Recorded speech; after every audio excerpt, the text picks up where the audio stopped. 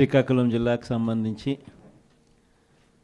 జెడ్పీటీసీలను, ఎంపీపీలను, municipal చైర్పర్సన్లను అందరినీ కూడా ఇక్కడికి ఆహ్వానించడానికి, మీతో కాస్త టైం గడపడానికి ప్రధానమైన కారణం ఏమిటి అనేది కొద్ది గొప్ప మీ అందరికీ కూడా అవగాహన ఉంటుంది అనుకుంటా. ఈ ప్రభుత్వం వచ్చి ఇప్పటికి దాదాపుగా 6 నెలలు అయిపోయింది.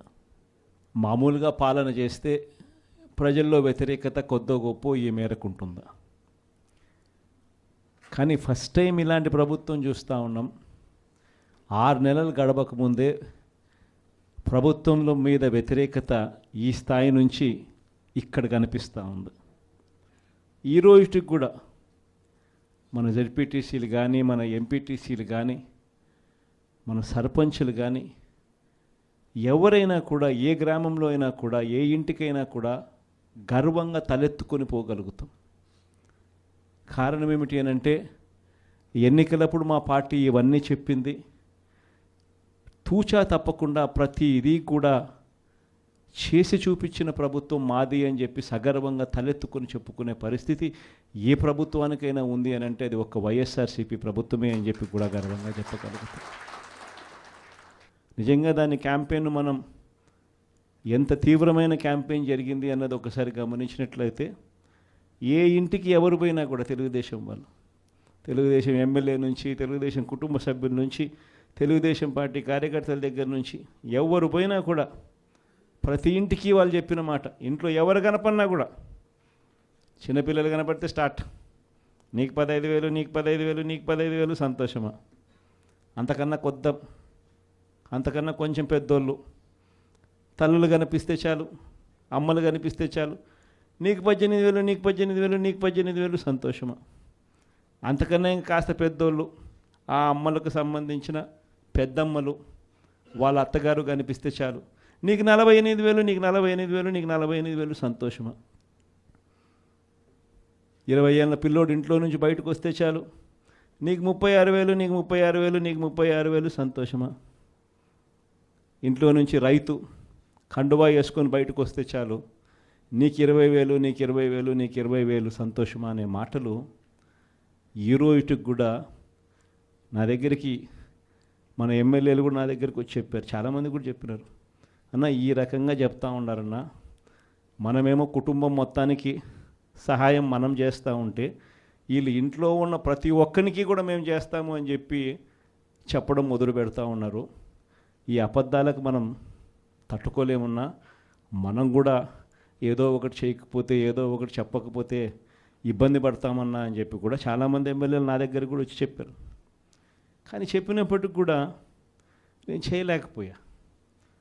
ఎందుకు చేయలేకపోయినాను అని అంటే, ఈ రోజుకి కూడా అంటారు చాలామంది ఎమ్మెల్యేలు నా దగ్గరికి వచ్చినట్టు కూడా, అన్న నీతో ఒక సమస్య ఉందన్న అంటారు.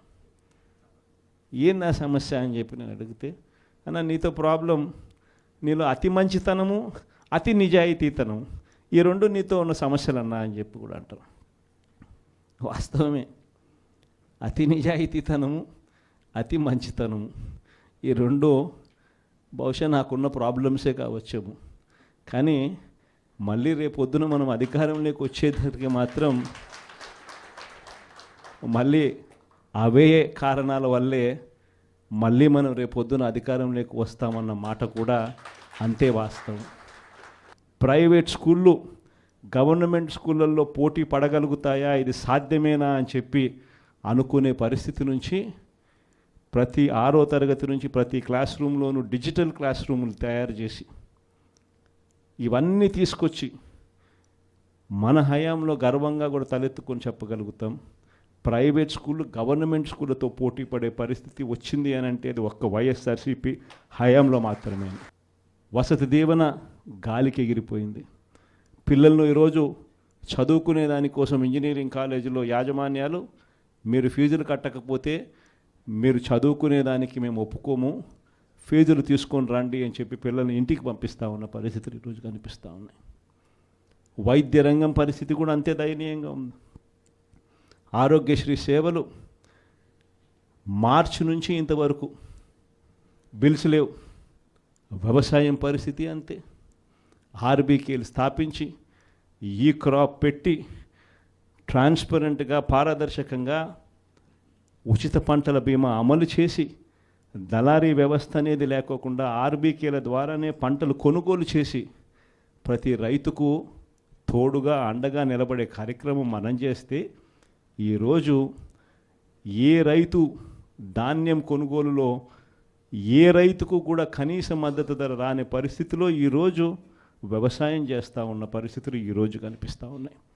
మళ్ళీ పథకాలు ఎలా ఉన్నాయో అని హలో అని ఫోన్ చేసి అడుగుతారంట. పథకాలు ఉంటే కదా నువ్వు హలో అని చెప్తే అవతలోడు హలో అని చెప్పి మళ్ళీ చెప్పేదానికి. పథకాలు లేవు, ఫోన్ చేసి నువ్వు హలో చెప్తున్నావు. అది పరిస్థితి. ఇంత దారుణమైన పరిస్థితుల్లో ఒకవైపున ఉంటే మరోవైపున చూస్తే విచ్చలవిడిగా కరప్షన్. ఇసుక రేట్లు మనకన్నా తక్కువ రేట్లకు ఇస్తామన్నారు. ఈరోజు చూస్తే కనీసం ఆ రోజు రాష్ట్ర ప్రభుత్వానికి కనీసం ఖజానాకు డబ్బులు వచ్చేటివి. ఈరోజు రాష్ట్ర ప్రభుత్వానికి రూపాయి కూడా డబ్బు ఆదాయం రాకపోగా ఇసుక రేట్లు చూస్తే డబల్. ఈరోజు మద్యం పరిస్థితి చూస్తే గవర్నమెంట్ నడిపే మద్యం షాపులు పూర్తిగా రద్దు. ప్రతి గ్రామంలోనూ వేలం వేసి బెల్ట్ షాపులు 2 లక్షలు 3 లక్షలు అని చెప్పి వేలం వేసి మరీ బెల్ట్ షాపులు నడుపుతూ ఉన్నారు. 6 నెలలు అయిపోయింది. ఇక మనం కూడా ప్రజల తరపున నిలబడాల్సిన సమయం వచ్చింది అని చెప్పి గట్టిగా కూడా మళ్ళీ చెయ్యి కలిపి పనిచేయాలి అని చెప్పి చెప్పడానికి మళ్ళీ మిమ్మల్ని అందరినీ కూడా ఇక్కడికి రమ్మని చెప్పడం జరిగింది. నా ప్రోగ్రాం సంక్రాంతి తర్వాత నా ప్రోగ్రాములు కూడా జిల్లాల్లో స్టార్ట్ అవుతుంది. నేను కూడా సంక్రాంతి అయిపోయిన తర్వాత జనవరి 3వ వారం నుంచి జనవరి చివరిలోనో జనవరి 3వ వారం నుంచో నా ప్రోగ్రాములు కూడా జిల్లాల్లో స్టార్ట్ అవుతాయి. నేను కూడా ప్రతి జిల్లాలోనూ అక్కడే నిద్ర చేస్తా. ప్రతి బుధవారం ప్రతి గురువారం ఒక్కొక్క పార్లమెంట్లో 2 రోజులు 2 రాత్రులు అక్కడే పడుకుంటా.